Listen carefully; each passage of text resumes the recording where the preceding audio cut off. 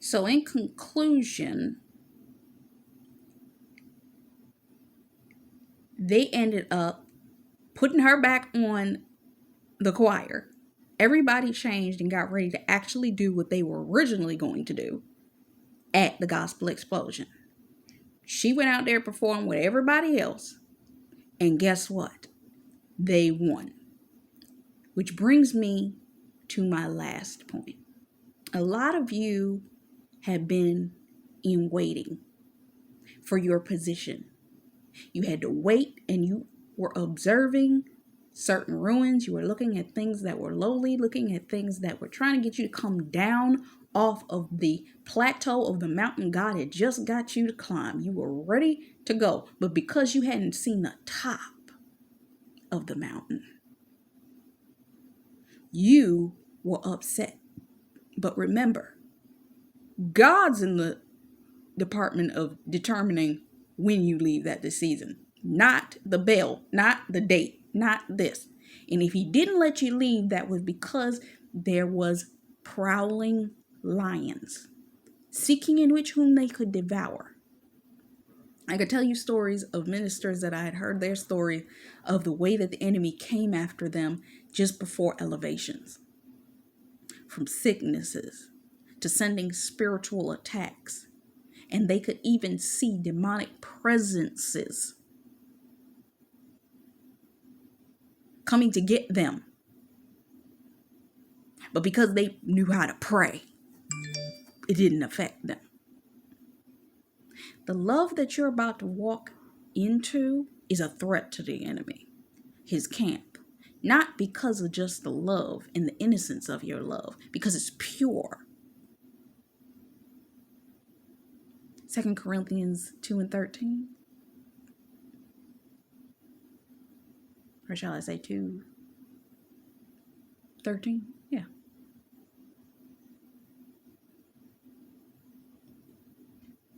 All of the things that love is, the enemy is extremely scared of that. Because the innocence of your love is going to produce children that could literally grow up and become a threat to the enemy's camp, worse than what you two will bring. Because not only are you going to love them properly, but you're going to give them a life and a lifestyle where they will never know poverty and the things that you and your spouse had to go through. So the enemy will try to put dirt back in the wells that you done unplugged. He will try to come after those children. Revelations,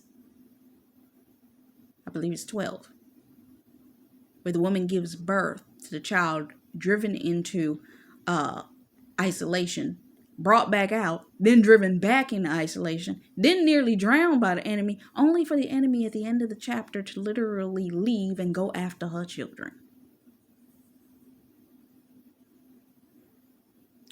There is an innocent love that will produce an innocence in your children, but you are supposed to raise them as warriors, because they are going to go out into this world and do things for God unlike anything anybody has ever seen. There is a blessing upon your life and your marriage. The impact that your marriage is going to make, and the blessings that's going to come upon your life, your marriage, your finances, all these things, as long as you are walking with God, you have no clue. But I'm reminded of the fact that, and I have to say this here, that there's still a fight. Esther's waited a word a few years back. Congratulations, you're getting married. And in it, she talked about the fact that you're going to see a storm occur. And in that storm occurring, you're going to see confusion.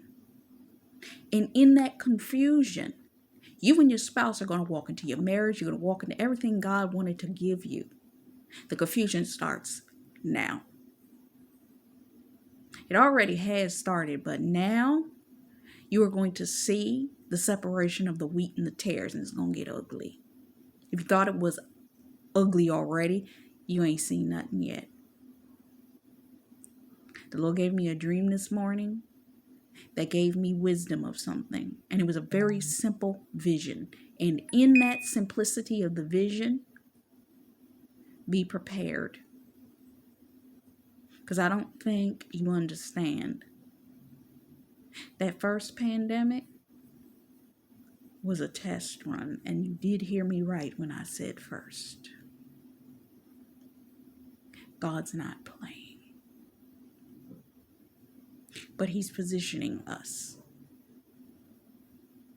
so that we'll be able to be capable to move with Him with whatever happens next.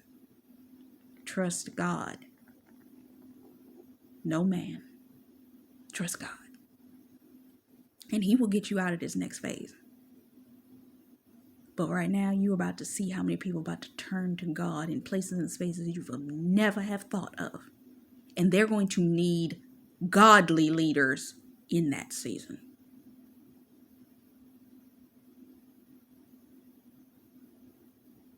Because it's going to be a great division.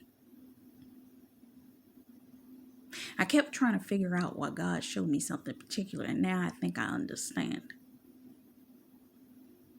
It wasn't a going back. It was going forth in a different direction.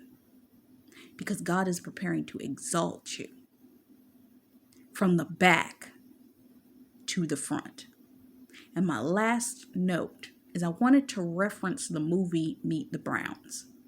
Because in Meet the Browns, a similar scenario of a situation had occurred where there was an individual that was determined to talk. What does God hate? People that bring confusion, slander, deceitful, wicked schemes amongst the community. That's inappropriately operating and bringing confusion amongst leaders.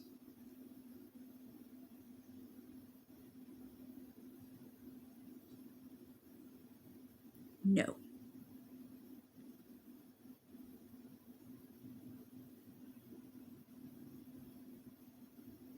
No.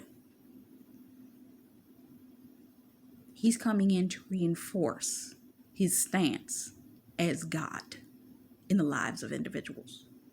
And in Him doing